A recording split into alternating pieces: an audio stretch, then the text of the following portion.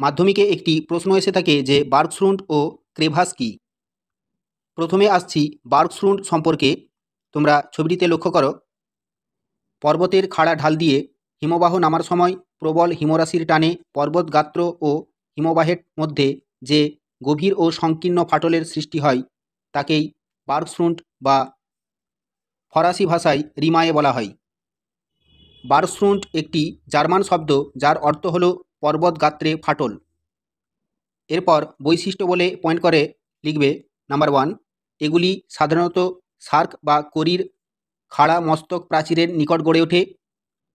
Number 2, এগুলি 100 মিটারেরও বেশি গভীর হয়ে থাকে। নাম্বার 3, এদের গ্রীষ্মকালে দেখা যায়, বছরের বাকি সময় হালকা তুষার দ্বারা ভরাট থাকে। উদাহরণ হিসেবে বলা যায় নেপালের লোৎসে পর্বতশৃঙ্গের পাদদেশে একটি গভীর বার্গস্ট্রুন্ড দেখা যায়। এরপর আসছি ক্রেভাস সম্পর্কে। তোমরা ছবিটিতে লক্ষ্য করো,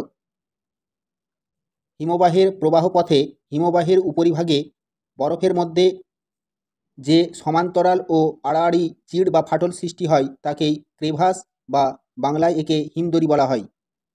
এরপর বৈশিষ্ট্য বলে পয়েন্ট করে লিখবে নাম্বার 1, এগুলি হালকা তুষার দ্বারা ঢাকা থাকে। নাম্বার 2, এগুলির ঢাল অত্যন্ত খাড়া হয়। নাম্বার 3, এদের গভীরতা 15 থেকে 45 মিটার পর্যন্ত হয়ে থাকে।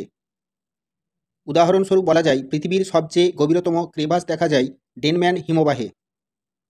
এরপর গুরুত্ব বা প্রভাব বলে পয়েন্ট করে লিখবে বার্গস্ট্রুন্ড ও ক্রেভাস পর্বত আরোহীদের কাছে মৃত্যুফাঁদ নামে পরিচিত।